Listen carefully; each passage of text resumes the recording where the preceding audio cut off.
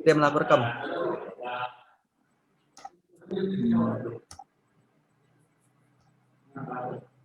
Siapa ya?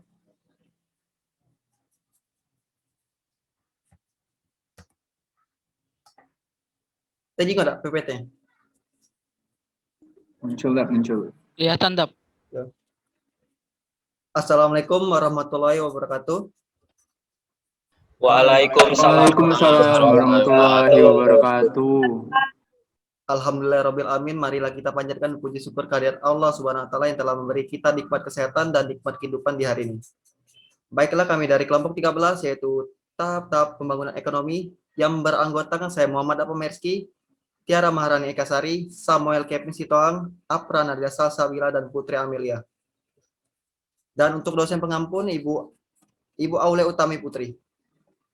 Untuk pokok-pokok pembahasan dari kelompok kami, yang pertama yaitu tahap pembangunan ekonomi di Indonesia, yang kedua tahap pembangunan ekonomi menurut para ahli. Untuk materi selanjutnya akan dipresentasikan oleh Samuel Kevin Sitoa. Kepada Samuel kami persilakan. Tahap pembangunan ekonomi di Indonesia.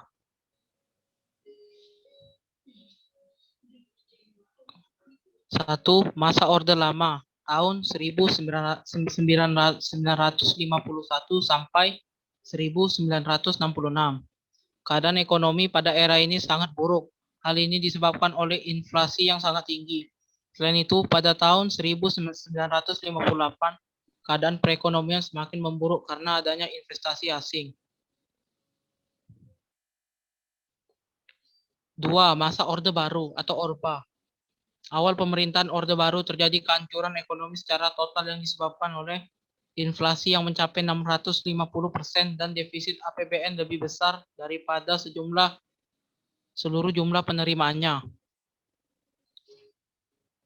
Tahun 1966 sampai 1968 merupakan tahun untuk rehabilitasi ekonomi. Upaya-upaya yang dilakukan untuk menurunkan inflasi menuai keberhasilan sehingga berpengaruh terhadap bantuan luar negeri yang dimulai terjamin dengan adanya IGI. Pada tahun 1969, Indonesia mulai menata kehidupan ekonomi secara lebih terarah dan fokus terhadap prioritas pembangunan, sehingga dibentuklah rencana pembangunan 5 tahun atau Repelita. Repelita ini terbagi menjadi 6, yaitu Repelita pertama pada tanggal 1 April tahun 1969 sampai 31 Maret 1974. Repelita yang kedua tanggal 1 April 1974 sampai 31 Maret 1979. Repelita 3 1 April 1979 sampai 31 Maret 1984. Repelita yang keempat 1 April 1984 sampai 31 Maret 1989. Repelita yang kelima 1 April 1989 sampai 31 Maret 1994. Dan yang terakhir Repelita yang keenam 1 April 1994 sampai 31 Maret 1999. Slide selanjutnya akan dilanjuti oleh Afra Nadila Salsabila. Yang ketiga, masa reformasi. Kepemimpinan Susilo Bambang Yudhoyono, jilid pertama dilakukannya kebijakan pengurangan subsidi BBM, kebijakan BLT, PNPM Mandiri, dan Jamkesmas Indonesia.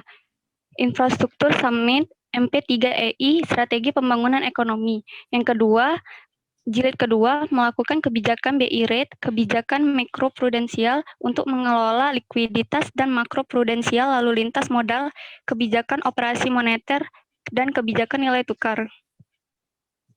Yang ketiga, kepemimpinan Jokowi, tahap pertama 9 September 2015 dengan menjaga daya beli masyarakat capital flow dan memacu pertumbuhan investasi. Tahap kedua 29 September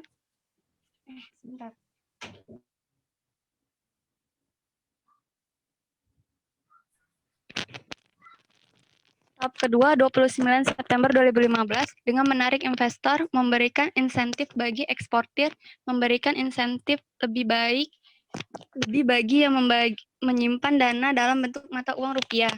Tahap ketiga, 7 Oktober 2015 dengan meningkatkan sektor supply tidak secara langsung. Tahap keempat, 15 Oktober 2015 dengan mensejahterakan para buruh industri kecil. Tahap kelima, 22 Oktober 2015 dengan melakukan pengurangan pajak revaluasi aset, penghapusan pajak berganda, mempermudah izin atas produk bank syariah. Tahap keenam, 6 November 2015 melakukan insentif pajak bagi industri, perizinan penyediaan air, perizinan impor untuk industri obat. Selanjutnya saya kembalikan kepada moderator. Baiklah, untuk materi selanjutnya akan dipresentasikan Tiara. Kepada Tiara kami persilakan. Selanjutnya, tahap pembangunan ekonomi menurut para ahli. Selanjutnya, pertama, menurut Frederick Leeds. Menurutnya, pertumbuhan ekonomi suatu bangsa dapat terbagi menjadi 4 tahap, yaitu 1. Masa berburu dan mengembara. Pada masa ini, manusia masih hidup berpindah-pindah atau nomaden, karena masih adanya ketergantungan akan hewan perburuan dan tempat pencarian sumber makanan. 2. Masa beternak dan bertanam. Pada masa ini, manusia mulai tinggal menetap di suatu tempat dan mereka membudidayakan hewan-hewan ternak serta melakukan pertanian untuk memenuhi kebutuhan hidupnya. 3. Masa pertani. Pada masa ini, masyarakatnya mulai mencoba membuat peralatan yang digunakan untuk membantu kegiatan pertanian. 4. Masa kerajinan industri dan perniagaan. Pada masa ini, teknologi sudah mengalami kemajuan dan perdagangan sudah dalam tingkat nasional bahkan internasional. Selanjutnya, kedua, menurut Carl Butcher, tahap perekonomian terbagi menjadi 4, yaitu 1. Rumah tangga tertutup. Masyarakat hanya memenuhi kebutuhan kelompoknya sendiri. 2. Rumah tangga kota, yaitu muncul hubungan dagang antar desa dan desa dengan kota.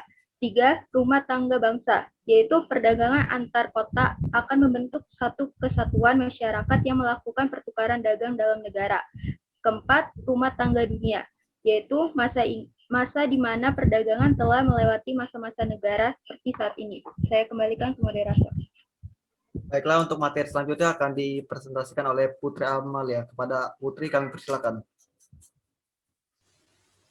Menurut Bruno Hildebrand, melihat pertumbuhan ekonomi masyarakat dari perkembangan alat tukar menukar, yaitu yang pertama, masa tukar menukar secara barter. Yang kedua, masa tukar menukar secara dengan uang. Yang ketiga, masa tukar menukar dengan kredit. Menurut Werner Sombach, menurutnya pertumbuhan ekonomi suatu bangsa dapat dibagi menjadi 3 tingkatan, yaitu masa perekonomian tertutup, kegiatan manusia semata-mata untuk memenuhi kebutuhan sendiri. Yang kedua, masa kerajinan dan pertukangan. Pada masa ini, kebutuhan manusia semakin meningkat akibat perkembangan peradaban. Yang ketiga, masa kapitalis. Pada masa ini muncul kaum pemilik modal kapitalis.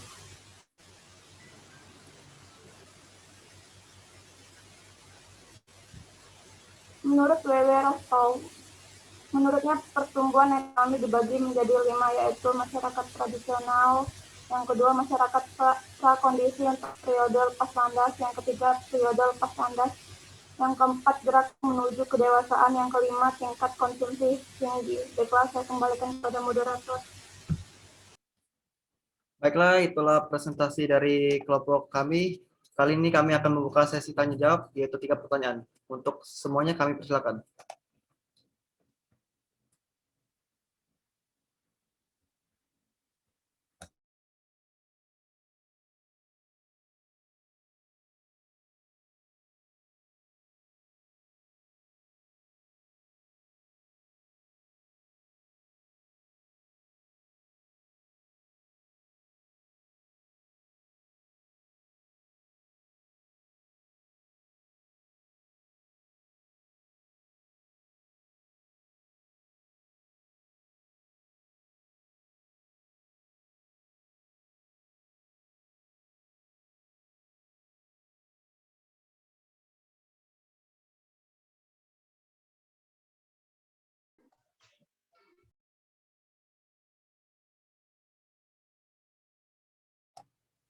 Apakah ada yang ingin bertanya? Izin bertanya, Dap. Ya, kepada Ardi kami persilakan. Ya, terima kasih. Perkenalkan, nama saya Muhammad Arif Berliansyah. Soalnya gini, bagaimana cara kita sebagai mahasiswa mensejahterakan ekonomi di Indonesia? Maksudnya meningkatkan, salah maaf. Baik, terima kasih pada Arli. Untuk yang lain, apakah ada yang ingin bertanya? Terima kasih.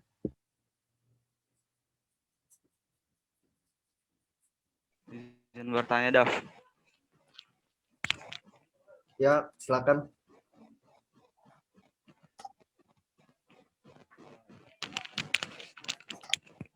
Assalamualaikum warahmatullahi wabarakatuh. Waalaikumsalam warahmatullahi wabarakatuh. Selamat siang menjelang sore ya. Izin bertanya kepada kelompok 13.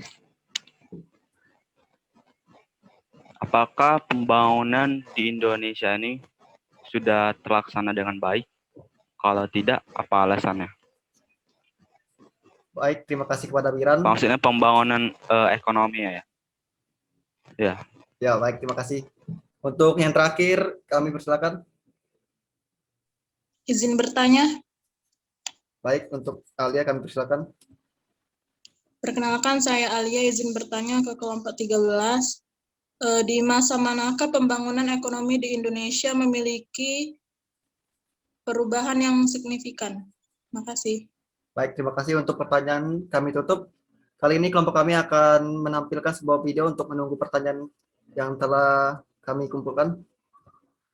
Baik, terima kasih.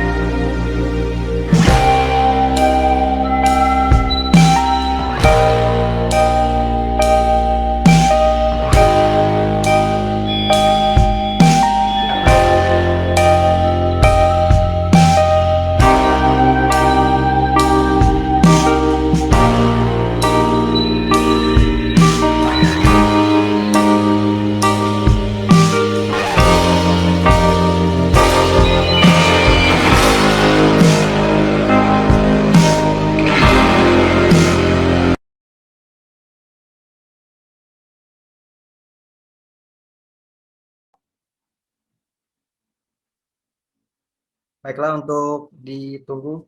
Untuk pertanyaan akan sedikit dijawab.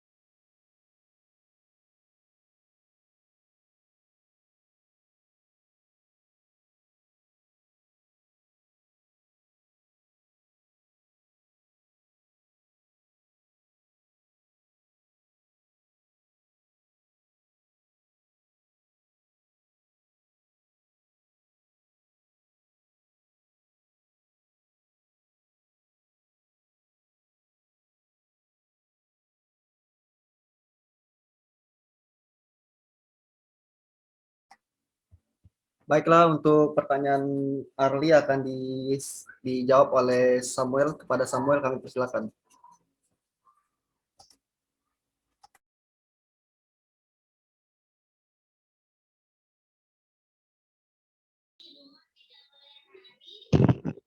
Baiklah, saya di sini akan menjawab dari pertanyaan Arli. Bagaimana sebagai mahasiswa dalam meningkatkan kesejahteraan ekonomi? Sebenarnya sih banyak. Misalnya seperti ini, kita ikut serta menjadi pelopor pengembangan teknologi untuk menunjang pembangunan dan perkembangan ekonomi di Indonesia. Sebagai contoh, seperti mahasiswa MIPA atau mahasiswa ekonomi melakukan berbagai penelitian dan dapat menciptakan inovasi-inovasi yang baru yang berupa bahan dan energi alternatif yang dapat lebih terjangkau di kalangan masyarakat yang kurang mampu. Terus juga kita juga bisa menyumbangkan pikiran-pikiran kreatif kita dalam upaya menanggulangi masalah ekonomi. Jadi kesejahteraan ekonomi itu merata seperti itu. Dan akan tetapi tak hanya cerdas dan berpikir kreatif, namun juga kita harus berkarakter dan berpikir untuk meningkatkan kestabilisan ekonomi tersebut. Apakah sudah jelas, Saudara Arli? Oke, saya rasa jelas. Terima kasih ya, Samuel, Ya, Dava. sama-sama Arli.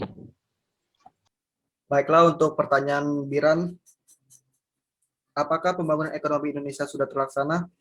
Jawabannya sudah. Tetapi pembangunan di Indonesia itu tidak merata, karena sebagian terpusat di Jawa akibat terjadinya ketimpangan pembangunan dengan pulau lain, terutama wilayah Indonesia bagian timur. Apakah untuk Saudara Biran sudah jelas? Sudah jelas. Terima kasih, Dava. Ya, terima kasih. Untuk pertanyaan selanjutnya yang Alia akan dijawab oleh Tiara. Kepada Tiara kami persilakan. Baik, pertanyaannya yaitu di masa manakah pembangunan ekonomi Indonesia mengalami signifikan? Jawabannya, pada masa reformasi, lebih tepatnya dimulai pada masa kepemimpinan B.J. Habibie. Beliau berhasil menyelamatkan krisis moneter yang terjadi pada masa Orde Baru dan pemerintahannya membentuk Kabinet Reformasi Pembangunan, kemudian mengeluarkan beberapa kebijakan.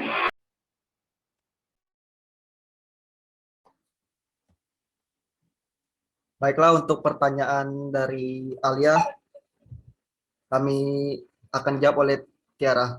Pada Tiara kami persilakan. Baik, pertanyaannya yaitu di masa manakah pembangunan ekonomi Indonesia mengalami signifikan?